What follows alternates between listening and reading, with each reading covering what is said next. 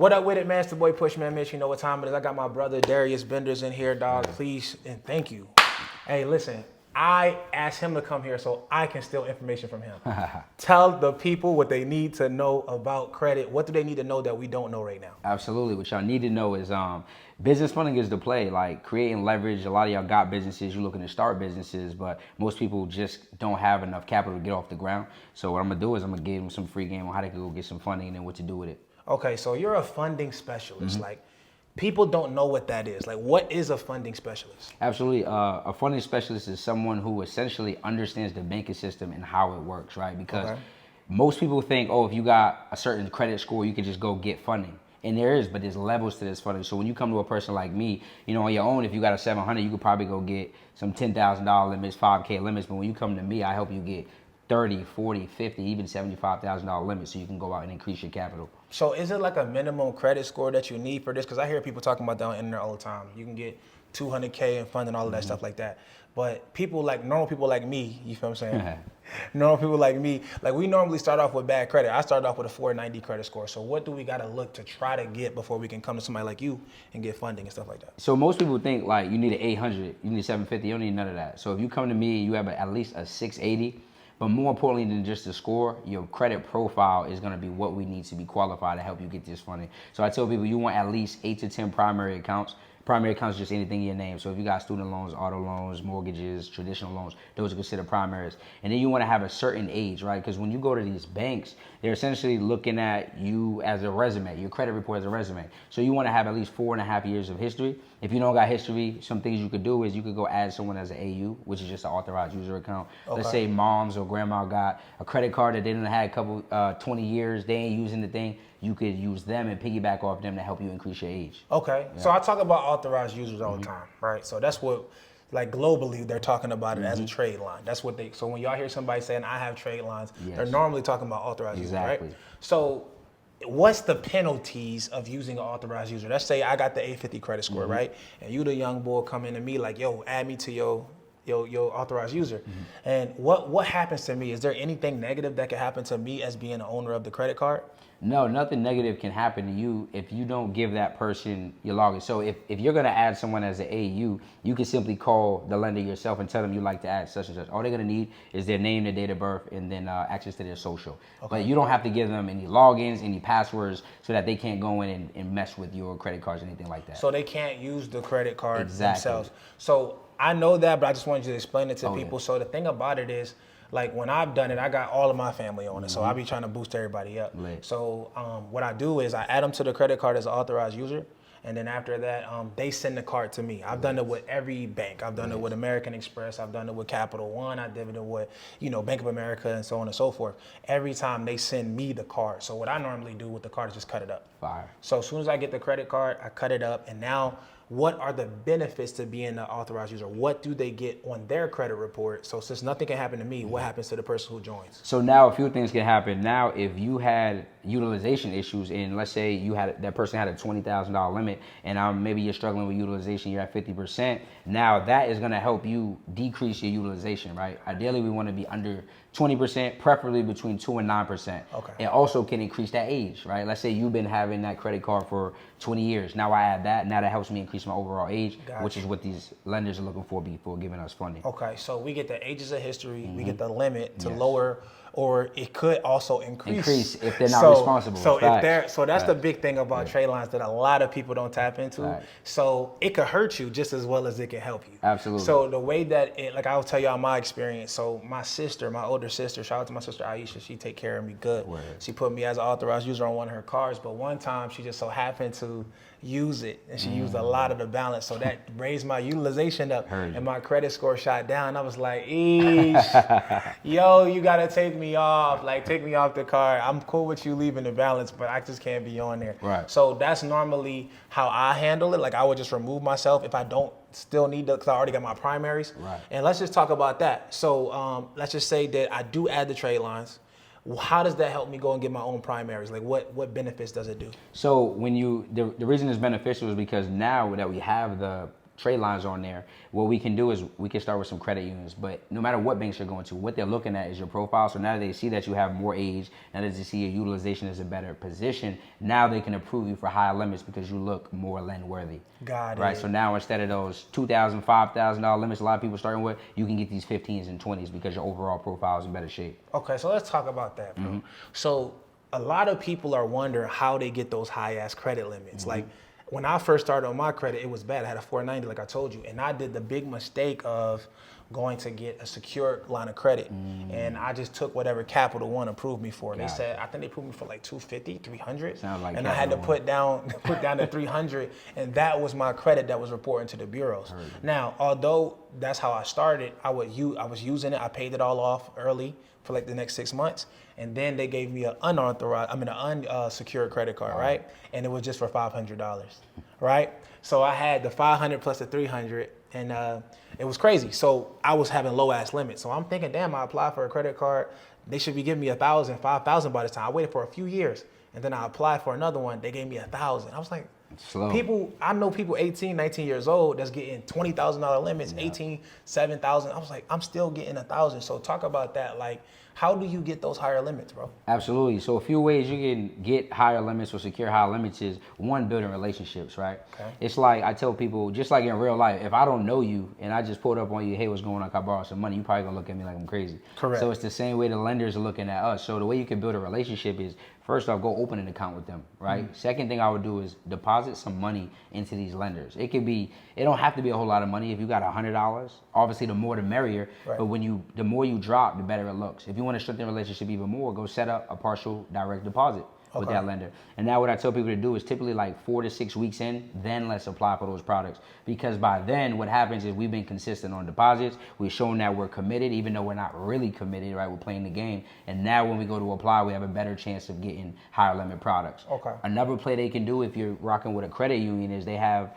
what's called a shared savings secured loan, or otherwise known as the pledge loan at Navy. Okay. Where essentially you're building a relationship internally with that credit union, which is in essence is going to help you get a higher limit when you now go for the credit card to get these 15s, 20s, and $25,000 limits. So that's very important. So you're talking about IBR, so the internal banking rate. Yes. So when you build relationships, like what he's talking about is you go into a bank, you go in Bank of America, you open up a bank account. Yes. That's one step. You got one thing that's showing that you are having a relationship with them. Then you come back and he said do direct deposit. You got direct deposit now. That's another, literally a program that they have to be able to access your IBR and make it go up. And then you can come back and do something like get a certificate, all of these different things. Banks have plenty of different things and products that you can use. And as soon as you do them, it helps with your relationship with the bank. And when you apply for that credit card, they tend to feel more comfortable giving you a higher limit. Is there anything else that they look for as far as like, what makes you more worthy outside of just the internal banking rate for you to get higher limits? Because I know, like, I got business credit cards where I got 400 grand, like, and I got some that's 60. Oh, I got absolutely. 40. So in terms what do they look for? So in terms of on the business side, I was thinking more personal. So yeah, on the business side, on any credit cards, like you talked about earlier, right? Using the limits that you have and then paying them back on time. A lot of people are trying to get credit limit increases, but they're not quite using the money. Let's say you started off with a limit of $5K. If you haven't even utilized the $5K and paid it back, and you go to ask for a credit limit increase, why would they give you an increase? You haven't shown that you're worthy of using the money that they have. So what I tell people is typically lenders every 90 days they'll allow you to ask for a credit limit increase. Most of them. So what you want to do is max out that credit card and pay it back on things that you're already doing though, right? So paying your bills if you already have to do that, right? If you go out to eat with the family once a week, you already do that, but don't use it on stuff that you wouldn't normally do. Gotcha. That's gonna help you get those credit limit increases. And then in terms of business credit card stacking, they're gonna look at one, your profile we talked about, two, they call it comparable credit. So what your two highest limits are on the personal side, typically you'll get 2 to 3 times the amount of that, which is why I recommend starting with the credit unions on the personal side, because now we got 10s and 15s. When we come to the business side, now we can get anywhere from $15,000 to $30,000 limits. That's strong. Okay, cool. So that's dope. That's very informative. I think people need to start realizing that it's just like we're all victims of what we don't know. Yeah. So until we ask, we won't know. So that's why I'm asking you all these questions. I'm grilling them, y'all. Yeah. I want to make sure I get all of this stuff out of them. So the next thing I want you to tell me about is a funding business. I know you run a funding company. So how easy is it to run a funding company, and what's some of the benefits? Like, how much can we potentially make just by opening up a funding company? So starting a funding company, I mean, just starting out the gate, I would say you can make anywhere from $10,000 to $30,000 a month, right? And the most people think that sounds a little crazy, but it's literally the business with the least overhead that I've ever started. Okay. I just taught you how to go get funding for yourself. So what we do now is we take the same skill set, and now we just have to find clients and understand an onboarding process to get them the information we need. Got you. Right. So basically what you're doing is the same thing you just told me about. We do it for ourselves. I go out and get that 30K in funding for myself. Now I've mastered it because I've done it. Yeah. So now I can go to you and say, hey, bro, I want to help you get $30,000 in funding. Exactly. Right. Okay. So how we get compensated for that? What's a normal wage that we might charge for somebody for that type of service? So we actually don't charge anything up front, which is another reason it's an easy business, right? Crazy. So we charge on a 10% success fee. So if you get a client $100,000 in funding, once they receive their products, we receive a $10,000 payout. And the way we do it is we have it contractual. So first step is we always want to send out an onboarding process where a customer is going to upload their credit report. They're going to let us know that they meet the data points, right? That's step one. Step two is we get on a call. We let them know how the process works. It's $0 up front, 10% success fee. Once they sign off on that contract, then from there, we can get to the funding process. Got it. Yeah, and essentially the key to this funding business, you can do it without having relationships, and this is how I started, just getting people good limits, $10,000, $15,000, $20,000 limits. You go to 5 banks, we're talking $100,000. Right. But once you get access to relationship banking managers, which has been a game changer in the past 6 months, it really takes you from $10,000, $20,000 commission to now $50,000, $60,000 commissions, because now you have access to direct banking reps who can push your applications through manually. How do you get those relationships with those reps? Absolutely. So a few ways you can do it. I say ask questions, right? People just don't ask enough questions. So I always recommend you going into lenders, right? Asking, hey, do you work directly with underwriting? All right. The reason that question is important because it's going to let you know if they actually have juice, if they actually can get you where you need to be. Right. What I do is I tell people, let them know that you run a consultant company and you work with a lot of small business owners and you're looking to help them get access to funding. Okay. And then you let them know that these people do have they are qualified, so they do have credit scores. The reason that's important is because most banking relationship managers, the way they grow in their companies is by pushing applications through. Right. But the problem is 7 out of 10 people got bad credit. So when I come to them, or someone who's running a funding company comes to them and you say, I got a pipeline of people who have good credit, their eyes light up. Got you. Yep. The third thing you want to ask is, do you all work with people nationwide or do you just work with people locally? The reason that's important is because we want to know, can we fund our clients all over the world? Right. And then the last thing I say is, do you all allow a DocuSign? Because a lot of relationship managers will allow them to get on the phone with them, they verify who they are, and they sign a DocuSign, and then they put a note on their application, and they're able to push them through. And that's how we get $50,000 to $75,000 limits from places like Chase and even Bank of America sometimes. That's crazy, bro. Yeah. That's crazy. So how long you been doing this? I've been doing this now 2.5 years. 2.5 years. Yep. Okay. And what's the most you've got off of a fee? Like that 10%? Commission? The most we've gotten off of a fee was $45,000. $45,000 from one person? From one person. That's insane. Yeah. You know what's even crazier? Like, people always ask, like, okay, well, how do I market the business? But this business is so dope, you don't even have to have a social media presence. Let's say I know realtors, I know tax brokers or tax offices, and I know credit repair specialists. Right? I tell people, always asking your business, who has my money? You don't have to have it. You can leverage other people. So if I go to credit repair specialists, most credit repair specialists are scared to do funding. So what we do is we partner with them. I go to them with a presentation. Hey, I see you run a credit repair company. I run a funding company. I wanted to know, how would you feel about making an extra $50,000 to $100,000 this year doing no work? Wow. So when you come to a person like that, now they want to get on the phone. You break it down. We typically pay out referrals anywhere from 1.5 to 3%. Gotcha. So if I'm getting $100,000, getting a person $100,000, 10K commission, now they get $1,500 to $3,000 without doing anything. That's powerful, bro. You breaking bread with everybody. Everybody eats. So they're going to send you leads willingly because you're paying. I be telling my students about that all the time. Yeah. What we do in our business is we go to like people who fly people in another city to do like promotion for their club. Yeah. So, you know, when somebody hires like one of the Aries, one of the money bag yos that comes to their club, who's going to be doing that? The party promoters. Smart. So I got all the party promoters who going, you know, I do Airbnb. So I want to get them to have people staying in my cribs, driving my cars. Smart. So I put all of the party promoters in the city in one group, and I'll be like, yo, I got commission fees for anybody who y'all get signed. Yep. So that's how you just break bread. Like, a lot of people are really so focused on how they're going to make money. What we got to start worrying about is how we can get other people money so that they want to give us leads and want to help us. That's it. So that's a powerful bar, bro. See, I can tell you know what the fuck you doing, boy.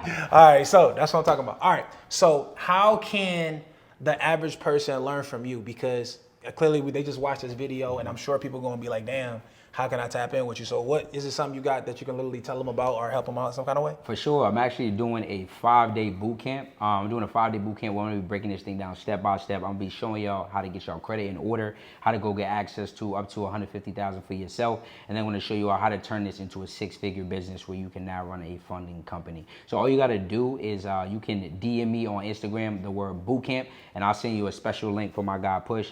It's only going to be $32 if y'all DM me that word. And follow me on Instagram at Darius Benders. Okay, cool. So our only way I'm going to send my folks to it is if you got to leave them with a jewel that they couldn't Google and they couldn't YouTube. So you got to give them one play right now that they cannot go on YouTube and find. They cannot go on Google and find. That's the only way y'all going to go. And if you do, we got to make a deal. Y'all got to sign up for the boot camp. It's only $32. That's like your family eating McDonald's for a day. So for you to be able to have that financial literacy, that credit power, that funding experience, that's going to help you and your family change your generational, wealth stances right there. So Say give less. them a game. I bet. I'm going to show you this how you go get a quick $150,000 on the business side, 0% interest. So we're going to go with some banks that pull from Experian. We're going to go check out Chase first, right? Chase, you want to start off first because they got something called a 524 rule. That means if you have more than 5 credit cards in a 20-month time span, they will deny you. And they're also giving out super high limits at 0% interest for 12 months. Next, we're going to go to American Express. Once you go to American Express, we can apply for 5 business credit cards with just 1 inquiry. You can check out the Blue Cash, the Blue Plus, then the Gold, the Plum, and the Platinum. Then third, we're going to go to Navy Fed. All right, they're looking at $10,000 to $20,000 limits. Next, we're going to go to TransUnion. From TransUnion, you go check out US Bank, you can check out Univest, and then you can type in on Google Elon Financial Banks in your area, and they'll give you funding 0% interest for 18 months. That's 3 banks from TransUnion. And then lastly, we're going to go to Equifax. You go check out Truist, Key Bank, and Citizens Bank. And you're looking at anywhere from $10,000 to $30,000 just from those 3 banks. That's how you go get $150,000 and 0% interest funding. Well, what we got to do? Google that. What we got to do, though? You got to tap in. Just go there? You got to tap in with me. Listen, you got to tap in with me. DM me the word bootcamp. No. Break this thing down, dog. No. You got to tell us what to do to get this. Oh, yeah. All right. So this we not. Tell them we not doing We're not doing that? Nah. All right. So look, first your credit profile got to look right. 680 plus, 10 accounts, less than 4 inquiries in the last 6 months, utilization under 15% to get them super high limits, no lates, no derogatories. All right. Next thing we need to do is structure our LLC the right way. Make sure you got a proper business address, a proper business email. Make sure that your business isn't in a high-risk name. You can't put car rental, can't put real estate, can't put cannabis in your business name. All right, make sure you stick to consulting and make sure you stick to marketing or worldwide. Next thing we need to understand is on these applications, when they ask for your business revenue, they're not asking for what you actually did. They're asking for predicted or stated income for that year. And then the next thing we need to know is on applications, we never put self-employed. You're either employed by your job or you're employed by your business. Those are some hacks that y'all can use when y'all are applying for these banks. And on that note. Okay, now he told us what to do. Yeah. So this is what I want y'all to do. Yeah. Don't go out there and get the funding yet. Go to the number 1 source. Facts. You got to be able to be number 2 to be number 1. So I want y'all to follow him. Go comment the word bootcamp. Join his challenge. Actually learn step by step how to get. As you can see, he has a wealth of information. He just broke that down real fast, so quick. I thought he was from New York because you know how New York people talk mad fast. He was telling y'all this, and I made him break it down. But there's one important part that we had to talk about before I let y'all go and join the boot camp.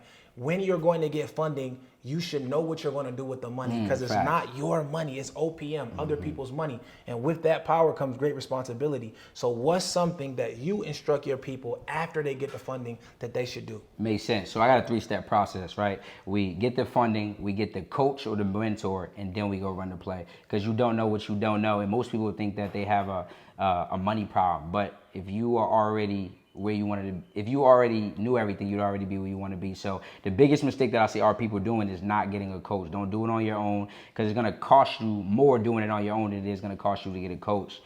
So that's the biggest thing I tell you. Get the information, then go run the play. Powerful. So what I want to say is exactly, I'm double down on what he says. If you don't know what to do with $1,000, do you think you're going to know what to do with $100,000? If you get $1,000 and you spend it, what you think you're going to do with $100,000? You're going to spend it. What we need to do is learn about ROI, return on investment. We need to buy cash flowing assets. You need to know how to do that. You can't just guess that just because you now got a lump sum of money. That's how people go broke when they hit the lottery. That's how people go broke when they get insurance paid out to them, or they have claims that literally somebody pays them out a crazy lump sum of money and they go broke right away. It's because people don't take the time to get the financial literacy. Find you a coach that can tell you what to do with that funding, and I'm going to show you one who can show you what to do. Follow Darius Benders on Instagram, Bootcamp. You know what it is, boy. Pushman Mitch, Darius Benders. We out of here. Talk to y'all later. Yes, sir.